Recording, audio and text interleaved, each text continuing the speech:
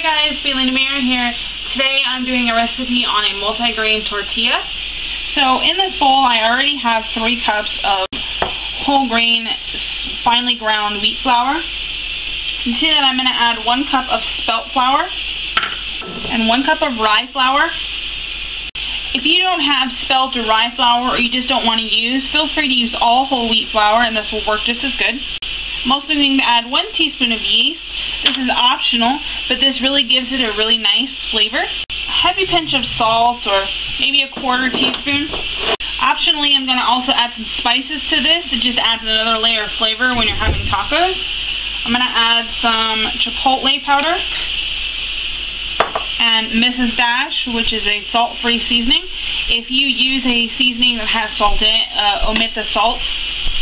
So maybe like a teaspoon of seasoning, a little more, a little less, up to you.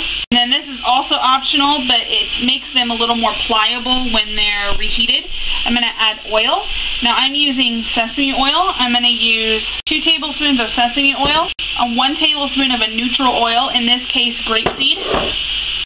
I'm just going to really quickly mix this up.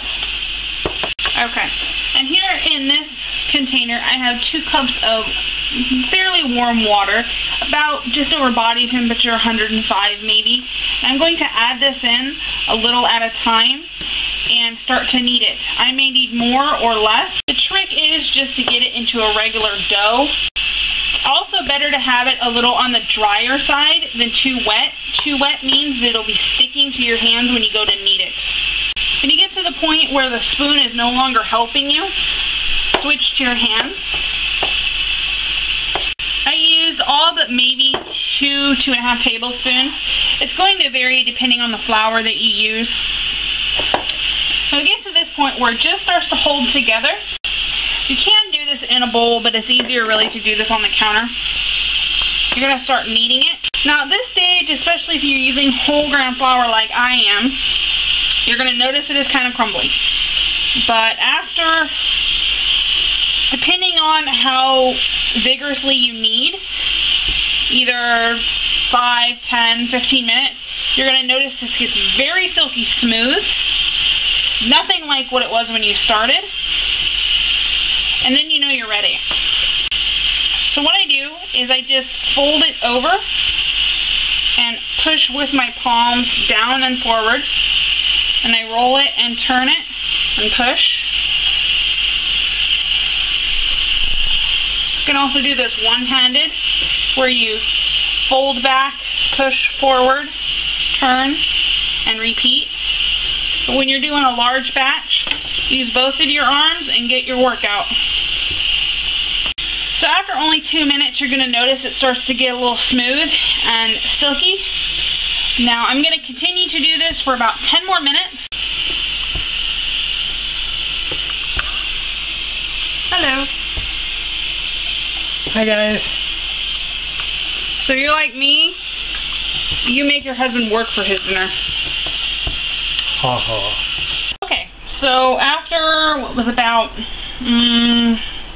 16, maybe 17 minutes of kneading, I'm to this point where if I take my finger and I push it in, it bounces back. So what I do now is I try to push the space out in the middle, and this is my way for dividing it. So once I get it into a fairly even log like this, I take a knife, or I'm just using a kind of thin-edged spatula here, and I'm gonna cut it in half. Put this one to the side, in half again. Now, depending upon how big of shells you want, you know, you can cut them into however many pieces, but I'm going to cut each of these halves into 3 pieces, trying to make them as even as possible, and repeat the same thing on the other large sized loaf. So I ended up with a total of 12 pieces. You can make this into 8, you can make them even smaller, it's just up to you. And here I have my 10-inch cast iron griddle. If you don't have a griddle, they're only about 15-20 bucks for one like this, and really will be worth their money once you taste a tortilla cooked on a griddle compared to a regular pan. I am going to heat this over medium-high heat, and in the meantime I'm going to roll out a couple of my tortillas. Now the trick is to just kind of press it down like this. I have my rolling pin here. This is not hard. You just roll like this until you get to your desired thickness or thinness. So here's my finished product once I'm done rolling it. This is about an 8-inch tortilla, and for the video I tried to make it as round as I could. Usually, in all honesty, I either wind up with square or oval shaped tortillas. So you know you're at the right temperature when you can put some water on and it dances like that, and within maybe 1 to 2 seconds disappears. So take your tortilla and put it on there, and then do not move it, do not press it, nothing. Not until you start to get some bubbles, then you'll know it's time to flip. Now another great tip that I have to show you is my own homemade tortilla warmer. This is just a 10-inch non-stick pan here with a fitting lid, and I have taken a bar towel and set it on the bottom. When these are done, I will place these in here and it will help them stay pliable. Okay, so now we are ready to turn. You know, you're gonna have some big bubbles, it's going to shrink a little bit, and it's going to look dry. It takes about 30 to 45 seconds per side per tortilla. This is a really quick recipe. So after about 30 seconds, we're gonna flip it back over. We got the browning, and now we are good. We just put it in there, put the lid on. If your pan starts to get hot like this and start to smoke, set it off on another burner. At this point, I'm going to turn my heat down to about 4.5. It was at 7. As soon as the pan cools down, another tortilla in the pan.